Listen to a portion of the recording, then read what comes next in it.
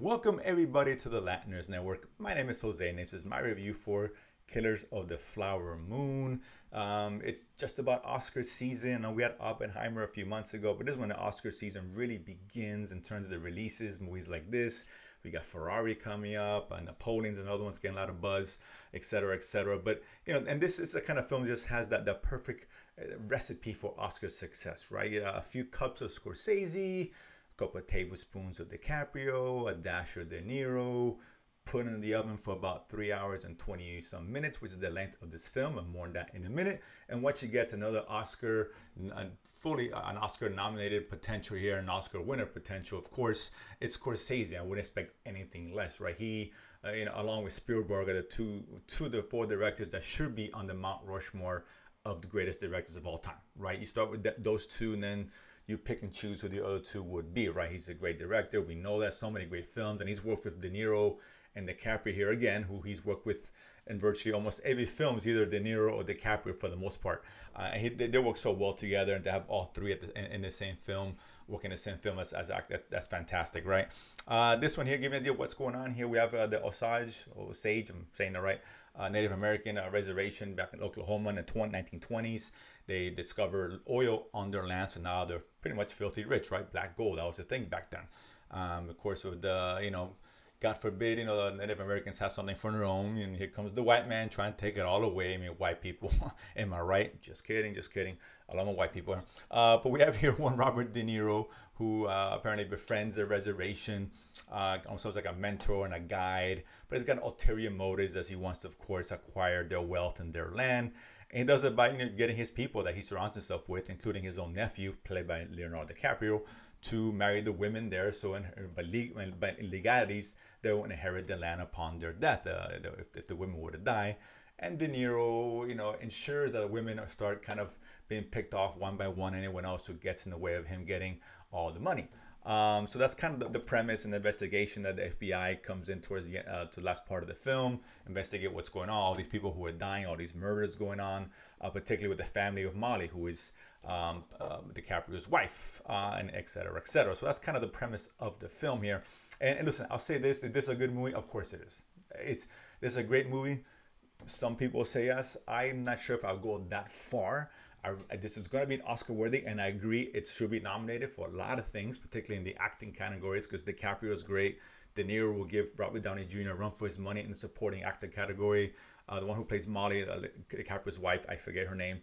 She's great. And for her to hang with those two actors and still shine, that's a big deal. I think she's definitely going to warrant a nomination as well. The movie get nominated, etc., etc. We shouldn't expect anything less, right?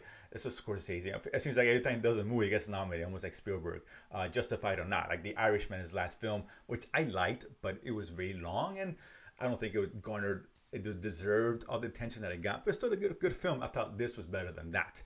Much better put together film, and keep you more engaged. But this shares some of the same problems. Particularly the runtime. Listen, this is 3 hours and 20 minutes without credits, more or less.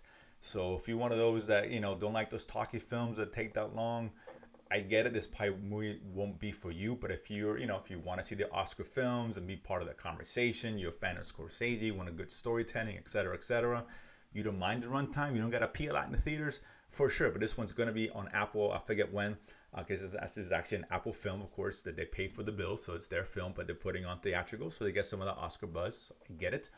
You can catch it on Apple, and maybe catch it over 2 days, because it's a very long film. And Oppenheimer was a long film too, but that one I thought for me was a much better film. If it comes down to a race between this and Oppenheimer, I think Oppenheimer is the one that should get the win and the Oscar win, at least for now. The other movies, we'll see how good they are when they get released. But it's a good film. Listen, this is very well done, like the editing, but the runtime is a big thing, right? Now, yeah, great performances, all that aside, and a good story, intriguing story. This was about a 2 hour, this could have been a great, I'm talking about really great 2 hours and 30-minute film. But there's a lot in here, a lot of characters, some which, after 3 hours in, I forget people's names. And, you kind of get confused with who's who and what's going on at times. It could have been a little more simplified and focus on what was doing with, what was De Niro, what was his doing, his motivations, along with DiCaprio. Focus on the love story, which I thought really worked. I thought their dynamic was really good between his wife and him.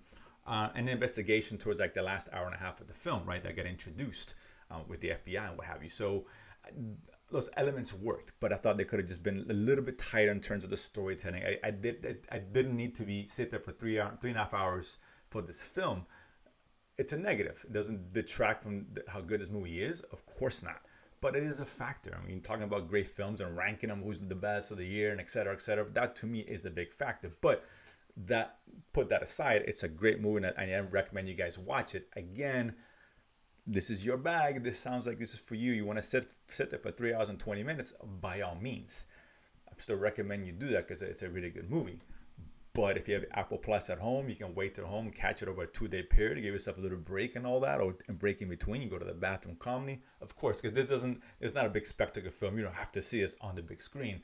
I want these movies to get supported, but at the same time, listen, it's a tough ask. When something like Oppenheimer I thought was a little more entertaining, the story was more interesting than this was. They're both really good. Now, again, this movie at 2 hours and a half, maybe it could have even been better than Oppenheimer, to be honest with you. But as it stands, it's 3 hours and 20 minutes, and it's not as good as Oppenheimer. But that doesn't mean you shouldn't watch this film because it's not as good as that. That's just my opinion. You may think otherwise, and that's great. But listen, the story works. It's a good story. The ending was interesting because, you know, a lot of these films and this historical pieces and true stories or whatever the case is, they're kind of at the end always kind of give you a little narration on screen as far as what happened to these characters. And the Scorsese gives you something different to kind of go over what happened with these characters, which I was kind of on the fence about. I wasn't happy. It was kind of jarring. Like, okay, that's interesting. I like the idea of it. I don't think it quite worked because, again, all these names are thrown out after a while. It's like, who's who? Oh, yeah, this guy and that guy. And so it was hard to kind of, at times, okay, what's going on? And, oh, yeah, talking about this person. Okay, I got you. So the way he presented it was unique, but I'm not sure it worked. I think that's going to divide the audience. But again, that's a small portion of the film. For the most part, it's well done.